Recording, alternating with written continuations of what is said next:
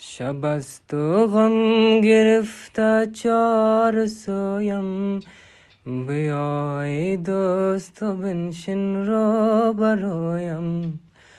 بیا تا قصه غم را و شب را، اگر خوابت نمی آید بگویم.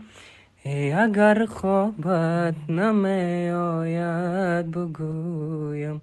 زمانه این زمانه. سلام، خوش آمدین همتان دوستایم. امید که جور و صحتمند باشین. دوستای عزیز، ما امروز خدا آماده کردیم و مناسبت 15 شعبان قرار است که در جشن بریم و من خدا آماده کردم. از خانه حرکت کردیم رفتیم طرف کورس، به خاطر که دیزاین صنف به دست ما بود. البته دیزاین به دست یکی دیگه بود و لوازمایی که نیاز بود به دست ما بود. البته یکی که من امروز روز که درخواست کردم که جور کنن سفارش دادم و را امروز شبش دیگه حرکت کردم طرف خانه آوردم. یک شب در خانه من متاسفانه یکم خراب شده، شما دیگه خرابش نادیده بگیرید. و دیزاین صنف دست همصنفین بود و این دیزاین مرا یاد دوره مکتب ما که صنف اول بودیم این تو دیزاین میکردیم و این مرا یاد انداخت. و دوستان ما بسیار تیز از همگی که در پیش که تو کردم و یک بار من تو کردم، دیگه بار همگی دست جمعی تو کردشن و ایران به خاطر که نظر برای دیگه صنفا تقسیم میکردیم و از اونجا کار ما تمام شد و آمدم ما طرف خانه. حالی بود و بگذشت، خاطرم باز و بگذشت، خاطرم باز. شب است و غم گرفته چار سویم، بیای دوست و بنشین رو برایم. بیا تا قصه غم را و شب را، اگر خوابت نمی آید بگویم. اگر خوابت نمی آید بگویم. زمانه این زمانه و زمانه این زمانه، قدر آدم را نمیداند. از بساط خاطر آدم جز غم دنیا.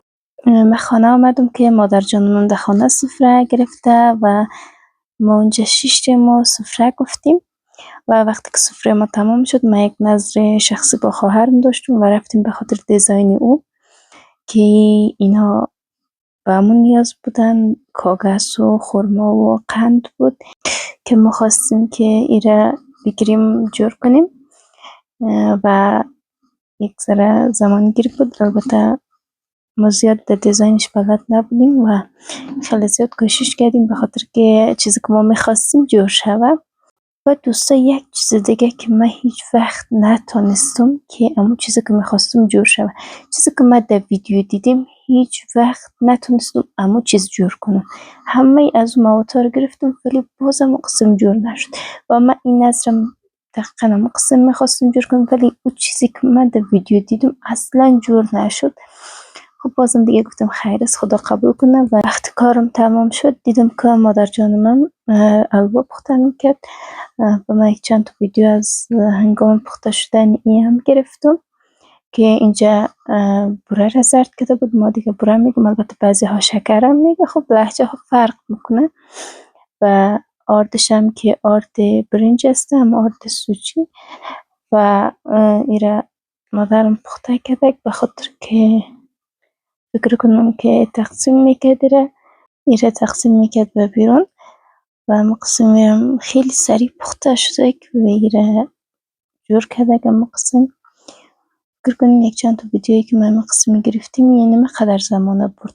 باز خیلی قشنگ و مزه‌دارم پخته شده بود دیگه، جای کلکتان خالی و نمیفهم یا دست مادرم مزه داره یا که ایره مادرم خیلی قشنگ آماده کرده بود و یک حلوای خیلی خوبی شده بود. یا نمیفهم نظر بود که قسم مزه‌دار پخته شده بود دیگه در بینش جلغوزه انداخته بود. فکر کنم من مقسم میشه پخته یا نه مادرم مقسم پخته کرده بود و یک چند بار که شور دادک یک قسم تو یک رنگ بور کردک و در قابو ماندک و قسم تمام شد. نظر مادرم کل کارایی که ما در 15 شعبان انجام دادیم همین بودک. امیدوارستم که مورد پسند شما قرار گرفته باشد. تا ولاگای بعد خدایا رو نگهدار شما.